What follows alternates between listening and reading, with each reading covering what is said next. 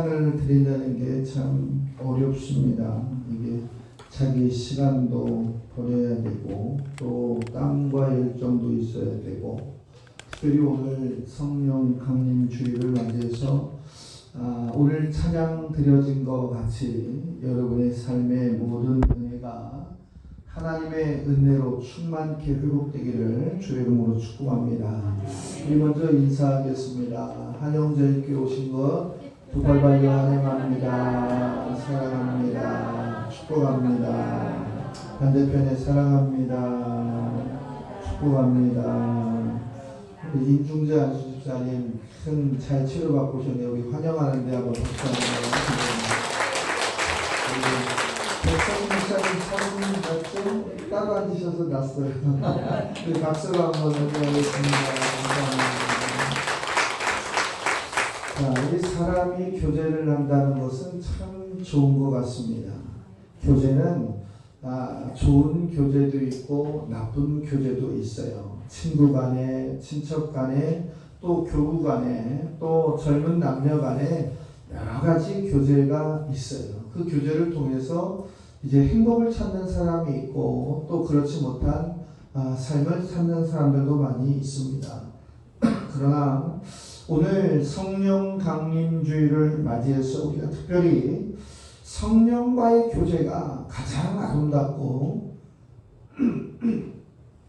성령과의 교제를 통해서 우리가 회복된 주의 은혜를 간구하는 것이 얼마나 복되겠느냐를 되돌아보는 시간이 됐으면 좋겠습니다. 그러니까 성령 안에서 이웃과의 교제, 성령 안에서의 가정 안에서의 질서 있는 교제, 성령 안에서 이제 교회의 공동체가 이룰 수 있는 건강한 교제, 성령을 통한 축복의 회복이 저와 여러분에게 있기를 축복합니다. 그래서 성령의 충만함을 알 수 있는 사람, 그 사람이 무엇이냐? 첫 번째로 보니까 마음을 같이 할 수 있는 사람이다 라는 거예요. 2절의 말씀에 보니까 마음을 같이하여 같은 사랑을 가지고 뜻을 합하여 한 마음을 품어라 그랬어요. 여기에서 마음은 뭐예요? 감정의 좌소다라는 거예요. 어떤 학자는 이렇게 얘기했어요. 현명한 자는 자기의 마음의 주인이 되고 어리석은 자는 마음의 노예가 된다. 즉 마음을 다스릴 수 있는 자가 지혜로운 자이지만 자기의 마음을 다스리지 못하는 자는 실패한 인생이 될 수밖에 없다라는 거예요. 왜요? 감정의 좌소에서 일어나는 것을 통제하지 못하면 그렇다라는 거예요. 자, 마음을 같이 한다라고 하는 것 5절의 말씀에 보니까 예수님은 온유하고 겸손한 마음을 가져라 그랬어요. 너희 안에 이 마음을 품으라. 곧 그리스도 예수의 마음이다. 세 번역으로 보니까 이 마음을 뭐라고 했냐면 태도다 이렇게 이야기했어요. 태도다. 태도 곧 뭐예요? 예수님께서 보여주신 태도, 예수님께서 보여주신 삶의 지표의 태도를 너희가 가져야 된다라는 거예요. 저 뒤에 이메일 다시도 오셨네. 우리 박수 환영하겠습니다. 미국 갔다 와서 같이 우리 두 분도 왔어요. 두 분도 와서 박수하고. 교회가 너무 크다 보니까 안 보여. 감사합니다. 또 마태복음 11장 29절의 말씀에 보니까 예수님은 나는 마음이 온유하고 겸손하다 이렇게 얘기했어요. 결국은 뭐냐면 하나님이 가장 사랑하는 사람, 그리고 하나님이 가장 가까이 하는 사람, 그 사람은 바로 누구다? 온유하고 겸손한 마음을 가진 자다라는 거예요. 그러니까 온유하고 겸손한 마음을 가진 자가 뭐예요? 성령 충만의 자격과 은혜를 회복할 수 있는 사람이다 라는 거예요. 사랑하는 성도 여러분, 진정한 온유와 진정한 겸손의 예수의 태도를 회복할 수 있는 저와 여러분 되시기를 주의 이름으로 축복합니다. 온유한 자, 겸손한 자를 잘 찾아보세요. 여러분이 기억하는 온유한 자, 여러분이 기억하는 겸손한 자에게 대적이 있겠는가? 그를 미워하는 사람이 있겠는가? 그 주변에는 얼마나 많은 사람들이 있겠는가를 되돌아봐야 됩니다. 그가 곧 작은 예수예요. 예수님은 온유하고 겸손한 마음을 우리에게 닮으라 그리고 실천하라 라고 이야기했어요. 마태복음 4장 19절의 말씀에 보니까 나를 따라오라 라고 예수님은 얘기했어요. 예수님이 나를 따라오라고 얘기하는 것은 그저 따라오라는 것이 아니에요. 그 삶의 모든 것을 예수의 삶의 태도, 예수의 삶의 겸손, 예수의 온유함을 가지고 나를 따르라 라고 이야기하는 거예요. 그러니까 예수님의 사역을 보면 어때요? 기적이 나타나지 않습니까? 예수님의 사역에는 생명의 능력이 있었어요. 그리고 예수님의 사역에는 변화의 모든 마중물이 시작되었다라는 거예요.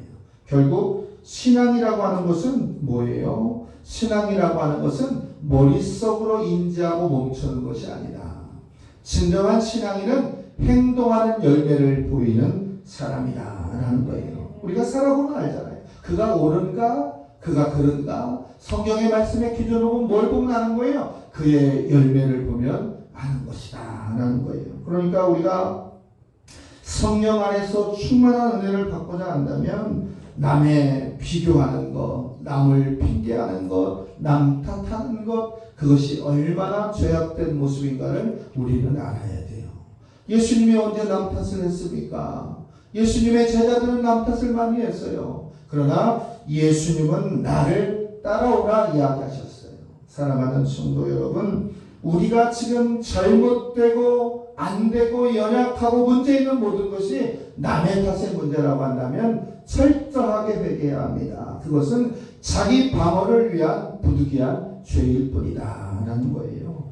예수님은 이제 이 마음을 품으라 그랬잖아요. 이 마음이 뭐예요? 태도라고 얘기했잖아요. 태도는 그 마음가짐이 드러나는 자세예요. 그 마음가짐이 어떻게 보이느냐에 따라서 그가 예수 안에서 정말로 온유하고 겸손한 자가 되느냐의 기준이 있다라는 거예요. 시편 147편의 말씀해 보니까 하나님은 우리를 붙들어 주신다 그랬어요. 불쌍한 사람을 도와주고 악인의 땅의 먼지까지도 낮추시는 하나님이 불쌍한 자는 붙들어 주신다 그랬어요. 이제 두 번째로 오늘 보니까 뭐가 있냐면 예수님은 온유하고 겸손한 마음을 가진 이후에 남을 나보다 뭐하게 여겨라? 낮게 여기라 라고 이야기하고 있어요. 왜 세상 사람들은 남을 밟고 올라가야 성공한다고 할까요? 그리스도인들은 왜 남보다 밑으로 내려가야 축복받고 성공한다 할까요? 그것은 예수님의 삶의 진리가 우리에게 보여주는 근거가 거기에 있다라는 거예요.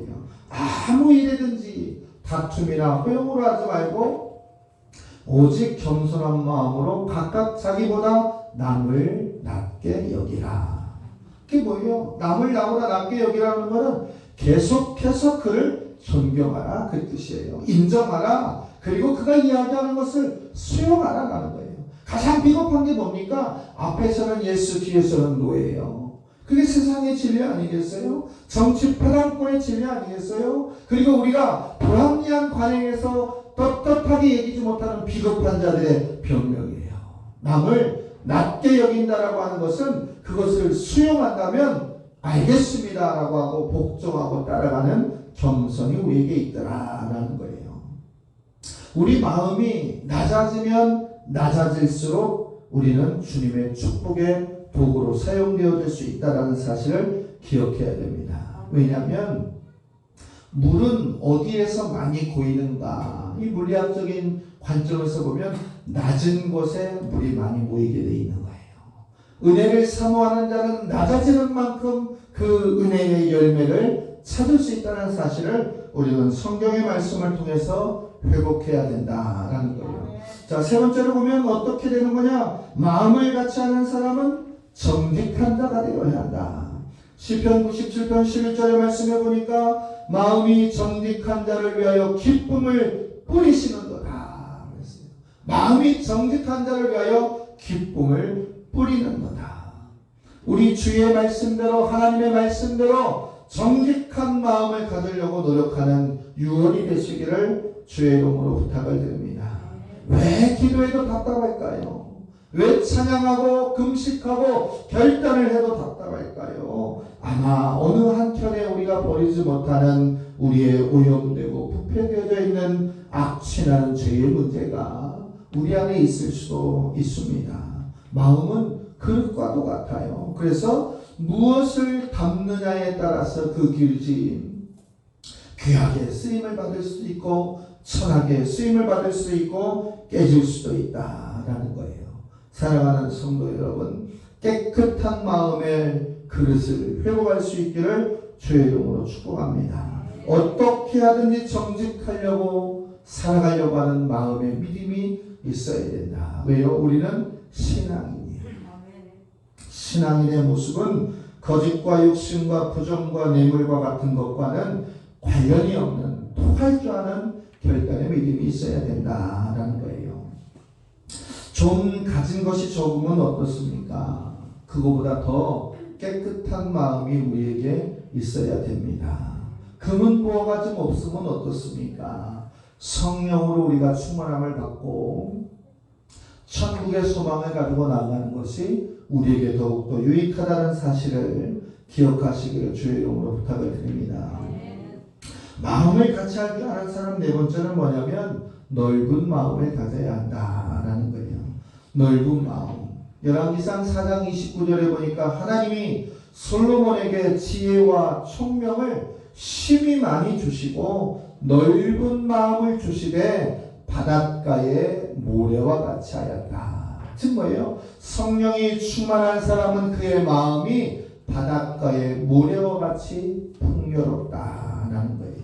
하나님이 솔로몬에게 지혜와 총명을 주시고 넓은 마음을 주시지 않았다면 어떨까요? 무지막지한 차가운 남자일 수도 있었을 거예요. 그리고 권력을 가지되 지능적으로 힘을 가질 수 있는 왕으로 갈 수도 있었을 거예요.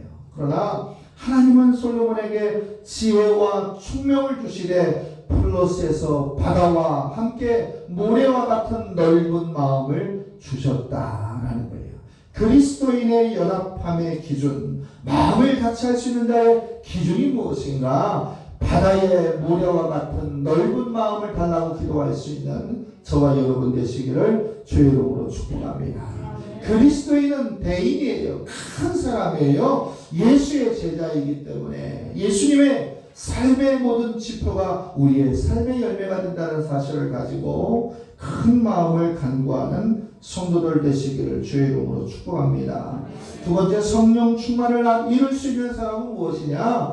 자기의 임무를 다하는 자가 성령의 충만함을 이룰 수 있다. 4절의 말씀에 보니까 각각 자기의 일을 돌볼 뿐더러 각각 다른 사람의 일을 돌보아 나의 기쁨을 이제 충만케 하라. 자기 일만 돌보는 것이 성령 충만한 자가 아니라는 거예요. 자기의 일은 물론 남을 돌아볼 수 있는 자가 성령 충만한 사람이다. 세번역은 이렇게 얘기하고 있어요. 자기의 일만 돌아보지 말고, 즉 뭐예요? 네 일이 중요한 것이 아니다. 다른 사람의 일도 돌보아야 한다라고 성경은 이야기하고 있어요. 교인들이 가장 싫어하는 사람들은 뭘까요? 교회라고 하는 공동체가 봉사도 있고 헌신도 있고 수고도 있고 나눔도 있고 그리고 결단도 있어야 됩니다. 가장 싫어하는 성도는 어떤 성도냐? 자기가 해야 될 일을 남에게 전가시키는 거예요. 성경은 무엇이라고 얘기하고 있어요? 자기가 할 일을 내가 하는 것은 당연한 것이고 나보다 연약한 자의 그릇을 채우는 것이 진정한 충만한 자의 기준이다라는 거예요. 자기가 할 것을 다 하는 것은 뭐예요? 기본이다라는 거예요. 당연히 해야 될 거라는 거예요. 그런데 내가 할 것을 다 했다고 나서 나는 다 했으니까 왜 너는 못하느냐라고 이야기하는 것은 잘못된 신앙관이다라는 거예요. 오늘 성경은 이야기합니다. 하나님의 일을 할 때 남을 더 낮게 여길 수 있는 사람이 되어야 한다라는 거예요. 여러분이 잘 알고 있는 미국의 지미 카터 대통령이 있어요. 그의 일화 중에 유명한 일화가 있지 않습니까? 대통령 이제 출마 연설을 할 때 그는 이런 이야기를 했다고 해요. 나는 대통령으로 출마를 하지만 만약에 대통령이라고 하는 이 일이 내가 주일학교 교사를 하는 일에 지장이 된다면 나는 대통령 일을 안 하겠다라는 거예요. 이 메시지를 들었던 미국의 국민들이 열광을 했습니다. 그리고 많은 표와 박수를 통해서 그가 대통령에 당선되는 하나의 유명한 일화가 되었습니다. 지금 여러분에게 크고 중요한 일이 무엇이 있습니까? 하나님의 일보다 더 크고 더 중요하고 급박한 일이 무엇이 있습니까? 하나님의 일이 귀중한 줄 알 때 하나님은 여러분을 위하여서 일하신다는 사실을 기억하시기를 주의 이름으로 축복합니다. 결단하는 믿음이 있어야 돼요. 신앙은 머리로 하는 것이 아니에요. 인지로 신앙의 결과의 고백이 이루어지는 게 아니에요. 신앙은 아는 만큼 행동하고 행동하는 만큼 열매를 맺는 순환적 선순환의 믿음의 연결체가 반복됨을 통해서 그 주변에 나타나는 권세로 말미암아 우리에게 선한 영향을 끼칠 수 있는 거다라는 거예요. 자기의 일을 하는 것에서 멈추는 것이 아니라 하나님의 영광을 위해서 남을 낮게 여길 수 있는 그러한 성도들, 그들이 곧 한영제일교회의 성도들이 되어야 될 줄로 믿습니다. 마지막으로 하나를 더 본다면 다른 사람을 돌볼 수 있는 자가 성령의 충만함을 받은 자다라는 거예요.